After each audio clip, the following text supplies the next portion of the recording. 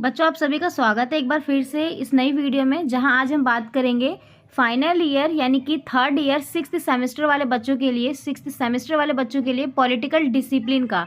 देखो, सिलेबस की already video बनी हुई है। अब हम फाइनली अपना सिलेबस जो है स्टार्ट करने जा रहे हैं और थोड़ी सी लेट हो चुकी है इस क्या कहते हैं पॉलिटिकल की वीडियोस को आपके सामने लाने में, क्योंकि बीच में थोड़ा सा डिस्टर्बेंस और थोड़ा सा काम भी रह गया था। हाँ, हालांकि आपको हिस्ट्री वगैरह की वीडियोस मिल जाएगी, बट आप टेंशन मत लो, सिलेबस आपका ऑन टाइम कवर ज़रूर होगा। तो देखो, सिलेबस अगर मैं आपको बात करूँ तो सिलेबस में आपको टोटल इस बार 3 चैप्टर पढ़ने हैं। आप अब अगर हमारे पुराने स्टूडेंट हो तो आपको बहुत अच्छे से पता होगा, ये मैंने यहाँ पे रिटर्न में लिखा हुआ है तो आपको समझने में आसानी रहेगी। सिलेबस में टोटल आपको इस बार 3 ही चैप्टर पढ़ने हैं और इन 3 यूनिट्स के भी बहुत सारे उसके अंदर चैप्टर्स हैं। यानी कि टोटल अगर मैं बताऊं तो यहाँ पे आपको टोटल 8 चैप्टर पढ़ने हैं तीनों यूनिट्स को मिला करके। यूनिट नंबर 1 है वैश्वीकरण का, जिसमें आपको अर्थ और उसके वाद विवाद को पढ़ना है, यानी कि इसको लेकर के क्या वाद विवाद दो पक्षों के बीच में चले हैं और एक्चुअल में यानी कि वास्तविकता में वैश्वीकरण का अर्थ क्या है, हम ये समझेंगे। साथ ही साथ इसके चैप्टर नंबर 2 में हम इसके आयाम देखेंगे। आयाम का मतलब होता है एक ही चीज़ के कई सारे रूप, ठीक है। तो इसके कई रूप मिले हैं, आर्थिक हो गया, राजनीतिक हो गया, तकनीकी भी है, सांस्कृतिक भी है। तो वैश्वीकरण क्या है, यही यूनिट नंबर 1 के चैप्टर नंबर 1 में हमें समझना है। तो हम स्टार्ट करते हैं और समझते हैं वैश्वीकरण को। देखो, वैश्वीकरण का अर्थ और उसका वाद विवाद। सबसे पहले वैश्वीकरण को देखो क्या होता है। यहाँ पे थोड़ा सा वर्ड शॉर्ट है, इसको थोड़ा सा आप आराम से देखिएगा।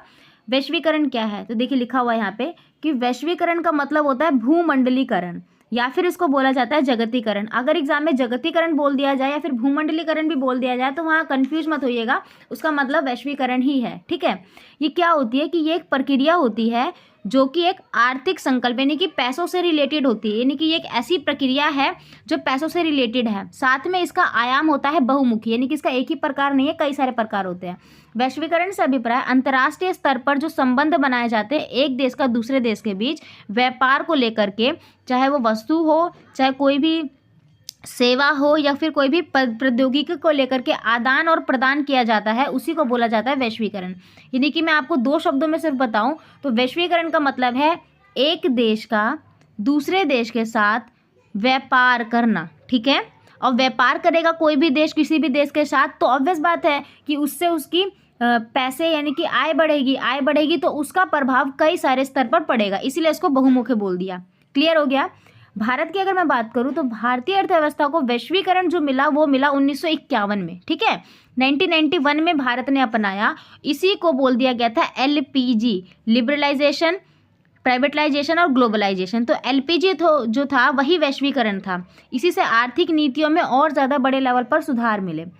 अगर मैं इसके ऐतिहासिक विकास की बात करूं तो देखो, वैश्वीकरण का ऐतिहासिक विकास कैसे रहा था। वैश्वीकरण यानी कि जगतीकरण, इसकी उत्पत्ति को लेकर विद्वानों के मध्य काफ़ी सारे मतभेद हैं।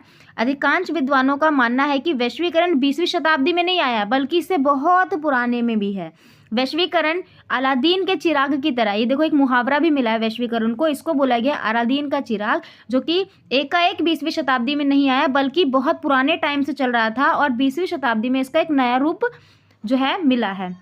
उदाहरण देखिए, उदाहरण है साधु और जो पहले के महात्मा होते थे या फिर जो राजा और साहूकार वगैरह होते थे, ये अपनी धन शक्ति विज्ञान की खोज करने के लिए क्या करते थे, नए नए मार्गों से जाते थे और दूर दराज की यात्राएं वगैरह करते थे।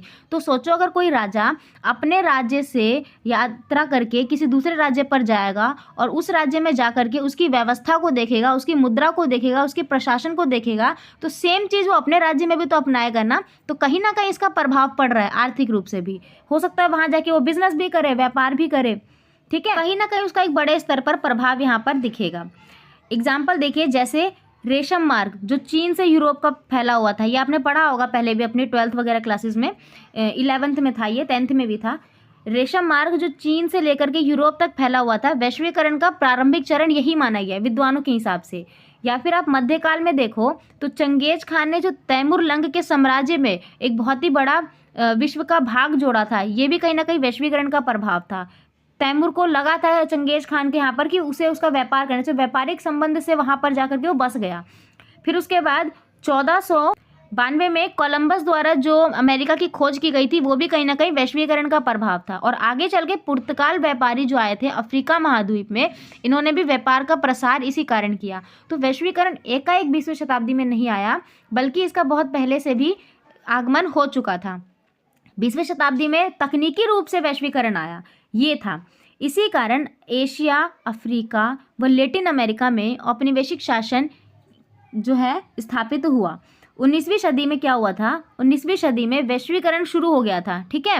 और इसका बहुमुखी भी रहा प्रभाव, जैसे औद्योगिकरण बढ़ने लगा। अगर एग्जाम में क्वेश्चन आया तो आप वैश्वीकरण का प्रभाव क्या था, वैश्वीकरण ने किस प्रकार से अपना प्रभाव दिखाया, तो लिखना उसमें औद्योगिकरण बढ़ा, फैक्ट्रियाँ बढ़ने लग गई, घरेलू स्तर पर उत्पाद बढ़ने लग गया। सबसे बड़ी बात कि जनसंख्या में भी बढ़ोतरी होने लग गई। महाशक्ति की व्यापारिक नियंत्रणता बढ़ गई, यानी महाशक्तियाँ भी व्यापार को लेकर के दूसरे देशों के साथ अपना बिजनेस करती थी।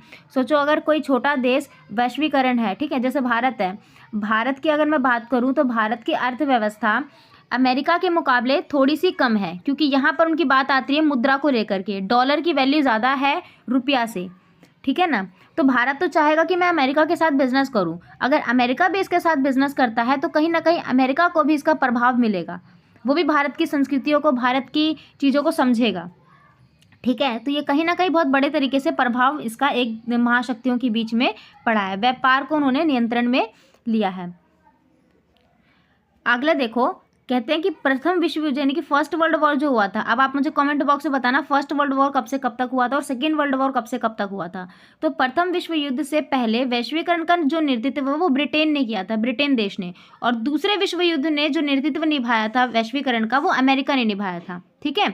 20वीं शताब्दी के मध्य में वैश्वीकरण के युग की अगर मैं बात करूं तो बहुत सारे प्रभाव और नए रूपों में दिखे, जैसे एमएनसी कंपनीज डेवलप होने लग गई, मल्टीनेशनल कंपनीज, विज्ञान क्षेत्र और ज़्यादा बढ़ने लगा, टेक्नोलॉजी बढ़ने लगी, तकनीकी विज्ञान हुआ, नए नए ज्ञान और उत्पादों का विकास हुआ, संस्कृति बढ़ी, पश्चिमी संस्कृति का प्रसार यहीं से बढ़ा। पश्चिमी संस्कृति का आप सबसे बड़ा प्रभाव देखोगे तो आज के टाइम पे जो गर्ल्स बॉयज़ जीन्स पहनती है ना, ये जीन्स इंडिया का नहीं है, ये बाहर से आया, यानी अमेरिका से आया। तो पश्चिमी संस्कृति का यहाँ पे प्रसार बढ़ा। आप देखो पूजा पाठ में भी लोग अपना कल्चर छोड़ के जो है जीन्स वगैरह लोग ज़्यादा पहनते हैं। एक कह भी सकते हो कि कंफर्टेबल एक जोन भी होता है, लेकिन कहीं ना कहीं इसका हमारी संस्कृति पर प्रभाव पड़ा है। वर्तमान स्वरूप वैश्वीकरण का बहुत ही एक लंबे घटना के बाद हमारे सामने आया है। तो ये था आपका यूनिट नंबर 1 के चैप्टर नंबर 1 का पार्ट 1। अब हम पार्ट 2 बताएंगे, जिसमें आपको वैश्वीकरण के विरोधी आंदोलन वगैरह पढ़ने हैं। इसमें हमने बहुत अच्छे से समझा कि वैश्वीकरण क्या होता है, साथ में उसका ऐतिहासिक हमने विकास देख लिया है ना, यहाँ पे हमने उसका पूरा ऐतिहासिक विकास भी देखा, बहुत अच्छे से समझ लिया कि कैसे कैसे ये डेवलप हुआ, साथ ही वैश्वीकरण को लेकर के क्या प्रभाव इसके सामने रहे हैं वो चीज़ें।